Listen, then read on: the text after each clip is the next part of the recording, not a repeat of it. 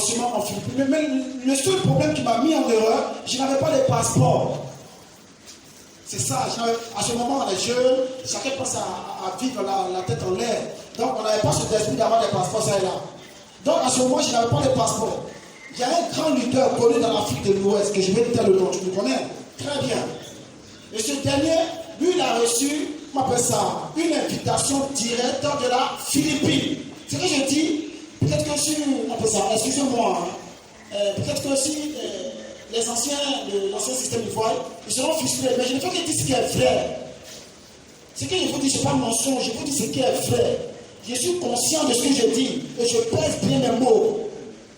Quand je passe des paroles réfléchies, concis et précis. Voilà. Il y a un grand lutteur que je vais tel au nom. Il a reçu, parce que lui, il a son parrain qui est en Philippines. Je lui ai dit, on a le lancement de la plateforme A. Il faut venir, on va faire le lancement. Et on devait faire, on devait aller, faire le lancement. Mais moi, il s'avérait que moi, je n'avais pas de passeport, soyons francs. Sa filleule, que je vais te le nom, on était ensemble, on mangeait. Elle, son passeport a expiré de 1 mois. Du coup, il était sur la partie. Et le monsieur a effectué le voyage. Il a suivi le lancement. Maintenant, au lancement, les administrateurs de l'organisation ont lancé un lien Zoom. Et j'ai suivi le lien Zoom sur l'ordinateur portable de la filleule de cet individu qui allait en Philippines. Et on a suivi tout ce qui est comme démarche.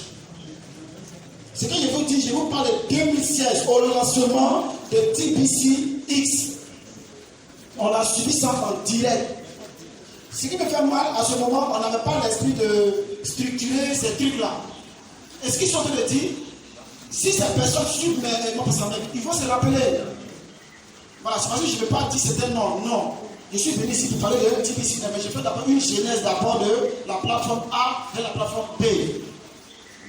Et ce dernier nous a envoyé le lien, on a suivi la conférence là.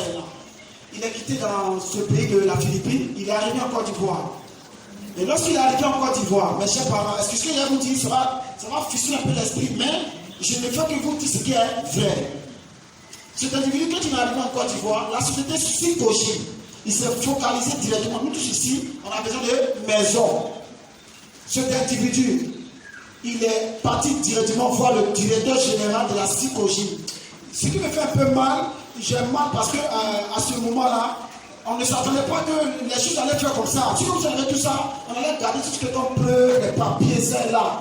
Si je vais vous parler, je vous parle de 2016. Et le lutteur en question, il allait voir le directeur général de la société Sikoji. Pourquoi il allait le voir? Dans le but que nous puissions dépenser nos Kingdom, nos TBC pour avoir des maisons. Et il était en train de financer, il était en train de faire, si vous voulez, finaliser les contrats, ça et là. Malheureusement, les données ont changé. Comment? Il y a eu une nouvelle politique qui est rentrée. Moi, je n'aime pas ça. Et c'est à partir de là jusqu'à nous sommes arrivés à TBC 9. Maintenant, la vision de M. Madjon, c'est quoi? Lui qui veut échanger nos Kingdom en devise X ou Y. Tout ce qu'il nous demande simplement qu'on soit 100 000 membres.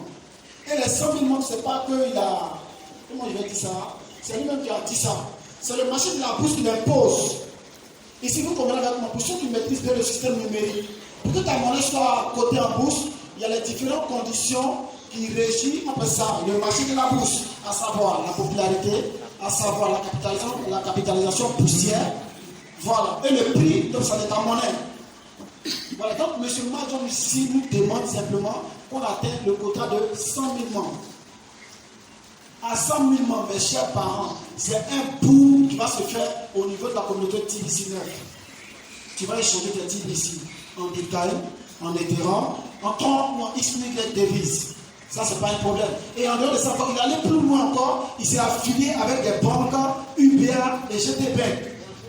Tu as encore mon spécimen de test de banque là que j'ai envoyé hier. Voilà, il faut le montrer d'abord. On a effectué si vous voulez, des tests avec la banque UBA et la banque GTB qui s'est avéré avec succès. Tout récemment, par rapport au Kingdom Swap, pour ceux qui suivent un peu l'actualité, quand on a fini il a rempli le formulaire, on a rempli le formulaire, King Swap. Vous convenez avec moi ici, sur le blog, on parlait de Wave.exchange. Très bien. Sur la plateforme Wave.exchange, pour ceux qui suivent, il y a un trading qui est en train qui s'est fait. Le trading, c'est quoi? Ça dit quoi? C'est un échange entre X, Y, devises.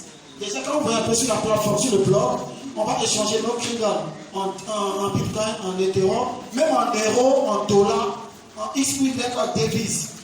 Et M. Mark Jones, pas de 2 semaines en arrière, il a effectué les tests. Parce que souvent, quand ces gens de choses comme ça arrivent, il veut me prendre en témoin, de sorte que je puisse voir dedans.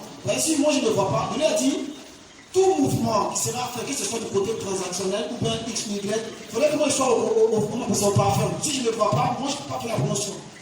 M. Mark Jones a fait le test de 100 000 $. Oh yes. Et c'est ça avéré avec un succès.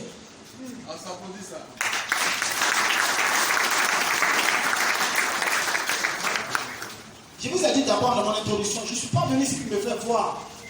Nous tous ici, il y a au moins un membre de notre famille, une connaissance, une amie à qui je vais parler du Bitcoin.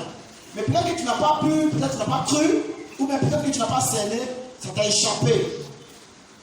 Voilà, propriétaire de TBC 9.